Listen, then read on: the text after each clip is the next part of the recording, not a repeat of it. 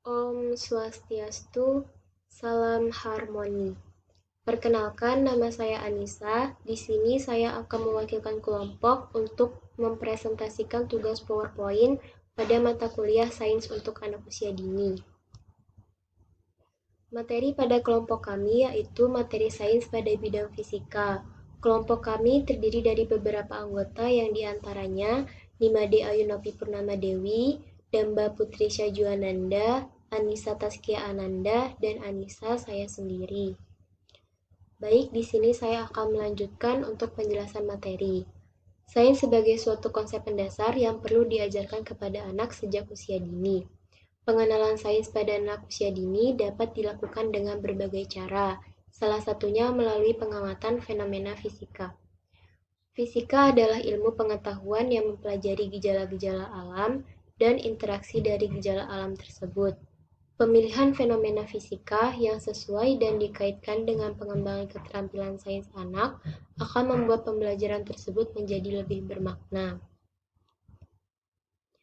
Fenomena fisika yang dapat diajarkan pada anak usia dini diantaranya, yang pertama mengenal sifat terapung dan tenggelam.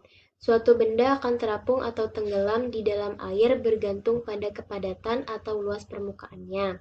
Terkadang anak beranggapan bahwa benda yang berukuran kecil cenderung akan terapung, dan sebaliknya benda dengan ukuran besar akan tenggelam.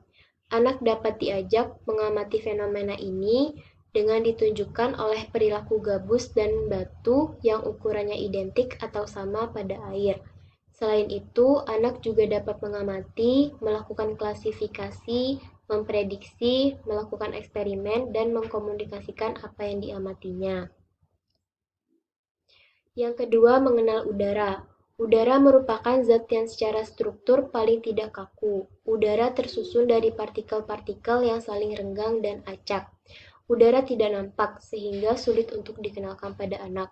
Namun demikian, beberapa fenomena fisika terkait kehadiran udara dapat dikenalkan pada anak. Contohnya, ketika kita memasukkan udara dalam balon gas, udara akan memperlihatkan sifat-sifatnya seperti memiliki tekanan, dapat dikompresi. Balon akan melesat jika ikatannya dibuka, dan memiliki berat bila kita gantungkan pada neraca. Anak dapat mengamati perilaku udara ketika dalam wadah dan dalam tempat tertentu, memprediksi sifat-sifatnya, bereksperimen dengan gas seperti contohnya balon gas dan mengkomunikasikannya. Yang ketiga ada mengenal neraca. Neraca atau timbangan biasanya digunakan untuk mengenalkan konsep berat dan konsep kesetimbangan pada anak, serta fenomena fisika yang ditimbulkan oleh benda yang memiliki kerapatan berbeda. Anak dapat melakukan pengamatan ketika meletakkan dua buah benda yang sama bentuk dan ukurannya. Contohnya stip penghapus pada masing-masing lengan neraca. Kemudian, anak dapat memprediksi apa yang akan terjadi bila salah satu stip penghapus pada salah satu lengan neraca diganti dengan batu atau besi yang ukurannya lebih kecil. Yang keempat yaitu mengenal bunyi. Bunyi merupakan sesuatu yang dihasilkan oleh benda yang bergetar.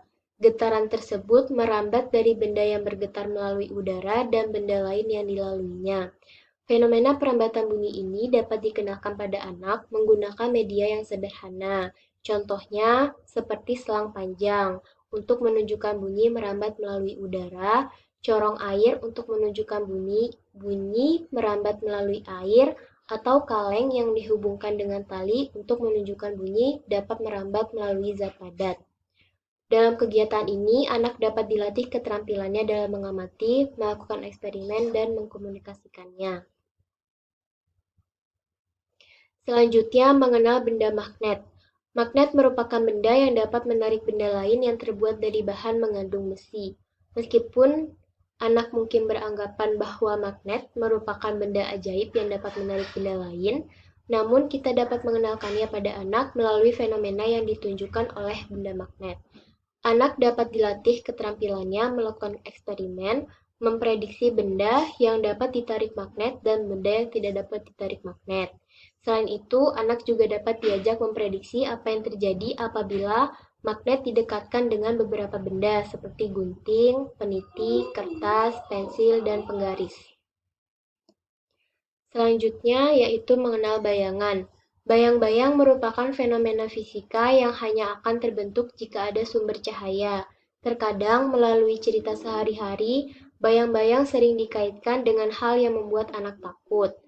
Melalui kegiatan yang melibatkan cahaya dan benda tidak tembus cahaya, guru dapat mengenalkan adanya bayangan benda.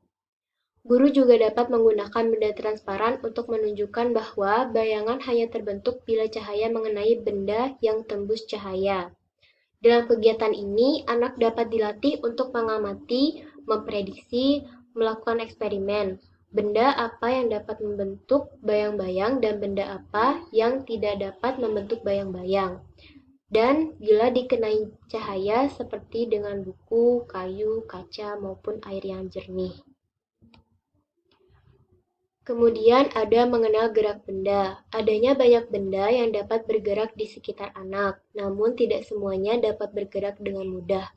Benda yang berbentuk bulat, contohnya bola atau lingkaran, merupakan benda yang lebih mudah bergerak melalui gerak berputar atau menggelinding, sedangkan kubus kayu lebih sulit bergerak. Fenomena bergeraknya bola pingpong ketika diletakkan pada bidang yang tidak mendatar merupakan salah satu contohnya. Anak dapat dilatihkan untuk mengamati bola yang bergerak pada bidang miring, kemudian memprediksi apakah hal itu terjadi pada kubus kayu. Yang terakhir adalah mengenal benda elastis.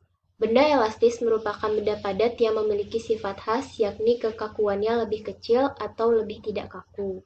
Benda semacam ini cenderung tidak mudah rusak ketika terbentur dan akan melenting jika dijatuhkan.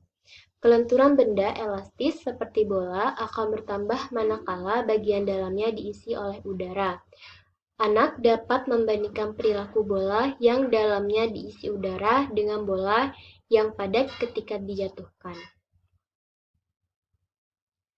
Fenomena fisika merupakan salah satu fakta alamiah yang dapat digunakan untuk membelajarkan sains pada anak usia dini.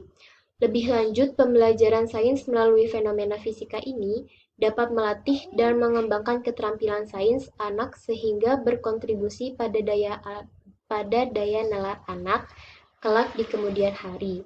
Melalui pengamatan fenomena fisika, diharapkan anak usia dini dapat mengenali konsep sains anak secara lebih ringan namun tetap bermakna. Sekian presentasi dari saya mengenai materi dari kelompok kami. Apabila ada salah kata, saya mohon maaf. Terima kasih atas perhatiannya.